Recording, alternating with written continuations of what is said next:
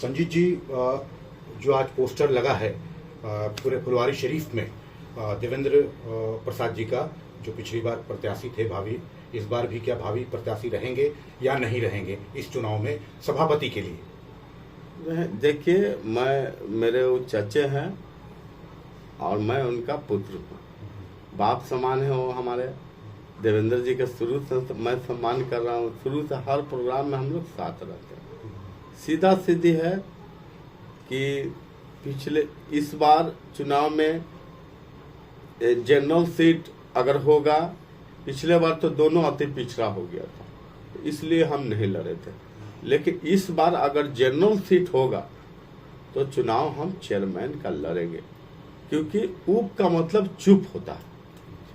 हाँ, जनता भी देखेगा कि जीत गए, हम अवसरवादी नहीं है कि भाग जाएंगे रणभूमि छोड़ के। अरे हम तो जनता के नौकर हैं। 5 साल के नौकरी मांगेंगे उनसे कि हम राजा नहीं हम बनने जा रहे हैं। मान लीजिए चुनाव जीतेंगे भी तो सोचेंगे कि राजा हो गए, चेयरमैन हो गए, तो नहीं। मैं एक नौकर के रूप में 5 साल काम करना चाहता हूँ। बहुत फुलवारी में घूमते हैं, नगर परिषद में सुनते हैं, शिकायत सुनते हैं। किसी को 3-3 बोरा राशन मिलता है, 4-4 बोरा राशन ले जाता है, और किसी को 1 कनवा राशन नहीं मिलता है। बहुत अफसोस होता है। किसी का वृद्धा पेंशन नहीं है, किसी का मतलब बहुत सारी योजना हम भटकते दिखते हैं लोग। मैं सवाल ले लीजिए जी। मैं ये जानना चाहता हूँ, आप डिटेल में बताइए कि वो चुनाव लड़ेंगे या नहीं लड़ेंगे। देवेंद्र प्रसाद जी की मैं पूछ रहा हूँ, क्योंकि एक जो भगवा कलर का जो पूरा पोस्टर लगा हुआ है, आपने लगवाया है, क्योंकि आपका है, उसमें तस्वीर लगा हुआ है जी। तो आपने अपनी बात तो बता दी कि हम अगर जनरल होगा तो लड़ेंगे, लेकिन अगर ईसीबी रहा या पिछड़ा का रहा तो क्या देवेंद्र प्रसाद जी लड़ेंगे? जी बिल्कुल लड़ेंगे। ईबीसी अगर अति पिछड़ा सीट होगा तो बिल्कुल चेयरमैन का उम्मीदवार देवेंद्र बाबू है, मैं उनको सपोर्ट करूंगा। दोनों अगर जनरल होगा तो वो हमको सपोर्ट करेंगे। ये दोनों आपस में तालमेल, हम लोग के बीच में चाचा और भतीजा का रिश्ता इसलिए हो चुका है। हम लोग के तालमेल जनरल में समान सीट रहेगा, चेयरमैन का तो हम लड़ेंगे, अति पिछड़ा रहेगा तो वो लड़ेंगे देवेंद्र बाबू, इसमें 2 राय नहीं। आप जो चुनाव में अभी जाएंगे तो आपके लिए क्या क्या, आपका विजन क्या है, आपकी सोच क्या है कि फुलवारी को ये चीज हम देंगे जीतने के बाद?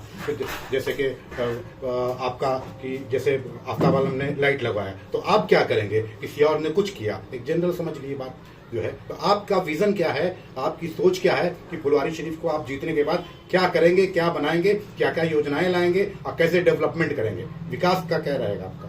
देखिए, विकास का मुद्दा तो हम बैनर में मार दिए हैं कि देखिए, विकास का मुद्दा रहेगा कि चारों तरफ नल जल का योजना लागू करेंगे, फिल्टर मशीन बैठाएंगे और सुलभ शौचालय व्यवस्था करेंगे। आज फुलवारी नगर परिषद में आज चले जाइए, इतना भीषण गर्मी गिर रहा है।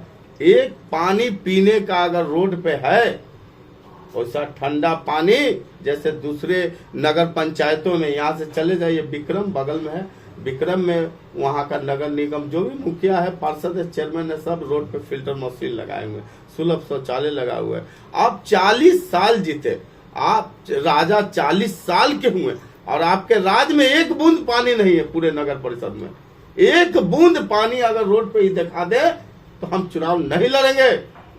मैं क्यों लड़ना चाहता हूँ? मजबूरी है, क्योंकि रोटी तो तावा में है, वो जल जाता है। एक रोटी को नहीं पलटने पे वो तावा में जल जाता है। हम गलती करें, हमको भी पलट दीजिए। ये संसार का नियम है, परिवर्तन। एक आदमी नहीं रह सकता है लोकतंत्र में। अगर लगातार रहेगा, लोकतंत्र भी खतरा में पड़ जाएगा, राज शासन हो जाएगा, घमंड हो जाएगा उसमें राजा को। इसलिए राजा को बदलते रहिए। ये जो आप बोल रहे हैं राजा को बदलने के बाद डेमोक्रेसी की बात कर रहे हैं, ये केंद्र से लेकर के पूरे देश के लिए बोल रहे हैं या सिर्फ फुलवारी शरीफ के लिए बोल रहे हैं? सब जगह की बारी है। पहले कांग्रेस की सरकार था, इतना दिन राज किया, ममता बनर्जी थी, वो भी खत्म हुआ। तो परिवर्तन तो लहर है, चारों तरफ परिवर्तन होगा। तो मोदी जी का भी 15 साल हो गया है, अब 13 साल। वो भी गलत करेंगे, अगर वो भी गलत करेंगे तो भी जा सकते हैं। ऐसा नहीं कि लोकतंत्र में कोई बपौती है, किसी का खूंटा गाड़ के कि वही रहेगा। लोकतंत्र में जनता मालिक होता है और जनता ही तय करता है कि मेरा अगला मुखिया कौन होगा।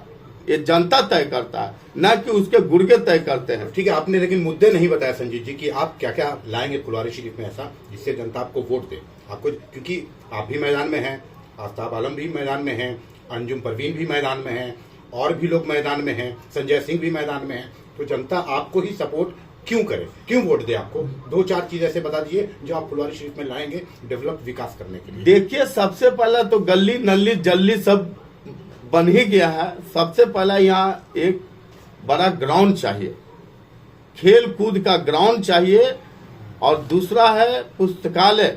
हर मोड़ पे पुस्तकालय चाहिए गरीब बच्चों के लिए पढ़ने के लिए।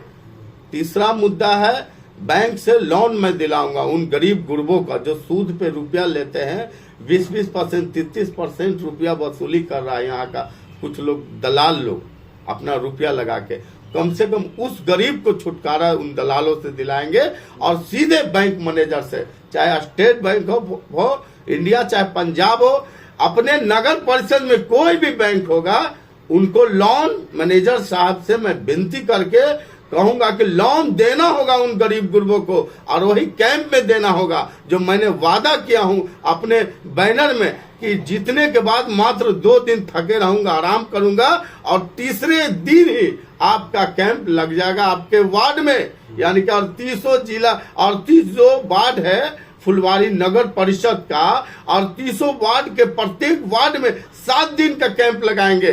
कैंप इसलिए लगाएंगे क्योंकि जिसका आधार कार्ड कोई का गलत है, कोई का वृद्धा पेंशन नहीं मिल रहा है, कोई का राशन कार्ड नहीं मिल रहा, भटक रहा है लोग, उससे पैसा वसूली कर रहे हैं लोग। ऐसे ऐसे कई समस्या है जो क्षेत्रीय है, उसको भटकना नहीं होगा, उसको नगर परिषद नहीं आना होगा। मैं उनके पास जाऊंगा और उनके गांव में रह के उनका समस्या को खत्म करेंगे, उन पदाधिकारी को बुलाएंगे जिनका जरूरत पड़ेगा। लेकिन अगर देखा जाए तो आपने कहा कि 30 साल 35 साल 40 साल आपने बता दिया कि पूरा कार्यकाल का बता दिया, आखिर क्या कारण रहा सर कि इतने वर्षों तक आफ्ताब साहब जो है अध्यक्ष बने रहे? अब कारण जो भी हो, राजा जो रहता है उसका 40 साल रहना एक, हाँ तो रहा वैसा सीट नहीं, वैसा कभी कोई नेता नहीं विपक्ष में आया, वैसा मैटर हो गया जो भंजा दिए। हिंदू मुस्लिम तो असली करके भंजा देते हैं, अपने अल्पसंख्यकों को डराते हैं, ये आ जाएगा वो आ जाएगा। नहीं, दुनिया की कोई ताकत नहीं है जो 1947 से पहले हमारे देश के मुसलमान हैं, हमारे देश में जो आजादी से पहले रहे, तो दुनिया का किसी कीमत पे दुनिया का कोई तानाशाह या कोई मंत्री या कोई सरकार होगा उसको नहीं हिला सकते उन मुसलमान को। अब बाहरी होगा जो बॉर्डर क्रॉस करके आया होगा उसका हम नहीं कर सकते, लेकिन जो 47 से पहले देश में रहा मुसलमान, जो विश्वास किया अपना मुल्क पर, अपना मुल्क छोड़ के नहीं गया दूसरा जगह, तो वैसे को कुछ नहीं होगा। ये फुलवारी शरीफ में भी कोई आया क्या घुसपैठिया? अब होगा तो उसको देखा, उस सरकार देखेगा, उसको सरकार देखेगा। आप जीत के आएंगे तो जीत के आएंगे तो क्या, जैसे जीवन जी रहे हैं वैसे जीवन जिएंगे। हम तो आप ही लोग के क्षेत्र में रहते देखे, अल्पसंख्यक हम हैं यहाँ, आप बहुसंख्यक हैं, हम कितने आराम से रह रहे हैं यहाँ। मैं पत्रकार हूँ, हाँ, मुझे पत्रकार को मतलब फिर भी, लेकिन आप लोग का एरिया है, शांति है, सुकून है, यहाँ पे तो सब कहीं मन नहीं लगता है, कहीं मन नहीं लगता। दुनिया का कोई जगह चले जाइए, अपना ईसापुर छोड़ के या ईसोपुर में ही मन लगता है। ऐसा जगह है हम लोग का जहाँ दोनों फूल है, यहाँ हिंदू मुस्लिम दोनों फूल है। अच्छा, एक लास्ट सवाल। हाँ, अगर जनरल होता है सीट, हाँ, आप भी खड़े हो जाइए जी, ठीक है, देवेंद्र जी भी खड़े हो सकते हैं। नहीं, सुनिए ना मेरी बात, सुनिए ना जी जी, सवाल ले लीजिए जी। जनरल में तो कोई भी खड़ा हो सकता है ना, जी जी, रिजर्व होगा तब ना उसमें कैटेगरी हो जाती है। जी। तो अगर वो भी खड़े हो गए तो कैसा मामला रहेगा? चचा भतीजा का फिर आप लोग कैसे लड़िएगा? जनता में क्या, जनता को कैसे समझाइएगा? ये नहीं हो सकता है। कैसे नहीं हो सकता? नहीं हो सकता, इसलिए मतलब अगर मान लिया नहीं हो सकता, इसलिए चाचा भतीजा हम लोग गठबंधन हो चुका है कि जनरल अगर सीट रहेगा तो हम लड़ेंगे और रिजर्व सीट रहेगा अति पिछड़ा तो उनको लड़ाएंगे। तुम सीधे बातचीत हो गया है चाचा भतीजा में। आज से हम लोग साथ हैं, अगले 5-10 साल से हम लोग साथ में हैं दोनों। कोई जी हो ही नहीं सकता ऐसा। चलिए बहुत बहुत चुनाव धन्यवाद। अच्छा सर, जाते जाते सर एक अंतिम सवाल ये इम्पोर्टेंट है, चुनाव जीतने के बाद आपका क्या कुछ व्यू रहेगा, क्या कुछ विकास का मामला सबसे पहला रहेगा? ये विकास यहाँ पे सबसे पहले ये काम करना है सबसे पहले। देखिए तो आपको तो बोलबे कि सबसे पहले यहाँ जो ग्राउंड बनाएंगे, पुस्तकालय लाइब्रेरी खोलेंगे और जाम से मुक्त कराएंगे। जितना टेम्पू वाला है रोड पे अलग टेम्पू स्टैंड खोलेंगे और उसी में टेम्पू को पैसेंजर बैठाना है और वहीं से खोलना वहीं उतारना है, रोड पे नहीं उतारे देंगे जी। ये इस पे ध्यान देना है। मुक्त का जाम से बहुत परेशानी होता है, इसलिए टेम्पू स्टैंड बनाएंगे। अब विद्यार्थी लोग के लिए लोन का मुहैया जबरदस्त तरीके से कराएंगे, चाहे शिक्षा लोन हो, रोजगार लोन। 5 लाख से लेके 10 लाख के बीच में अरबों का लोन आया हुआ बैंक में, केंद्र सरकार का, बिहार सरकार का। मतलब ये उसको कहने मुहैया का कराएंगे। ये कहने का मतलब कि अभी तक 40 साल वाले लोगों ने ये काम पूरी तरह से नहीं किया है या किया ही नहीं, डर गए डर गए। बैंक मैनेजर से के सामने डर गए। उन गरीब गुरबों को मतलब क्या बोलते हैं, ठेठ हिंदी भाषा में हम बोलते हैं जी, चमचा बोलते हैं उसको।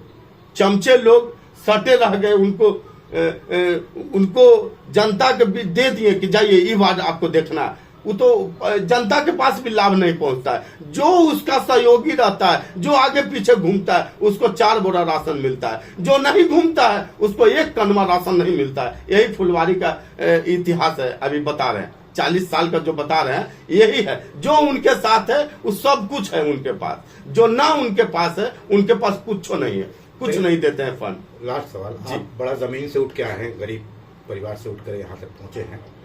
गरीबों के लिए आपके मन में और क्या है, 1-2 लाइन अगर आप बता पाए तो। स्पेशली जैसे आपने तो टेम्पो की बात की, स्टैंड की बात की और भी बहुत सारी बातें की, इसके अलावा और क्या गरीबों के लिए आप कर सकते हैं? एक काम मैं करूंगा, यहाँ अतिथिशाले बनेंगे और 10 रुपया में भरपेट खाना खिलाएंगे उन गरीब टेम्पू चालक को। उन जो हमारे वृद्ध माते बहनें जो जिनको घर में सम्मान नहीं मिलता है, घर का शिकार हो जाते हैं बाल बच्चे पुतोह का, उनके लिए स्पेशल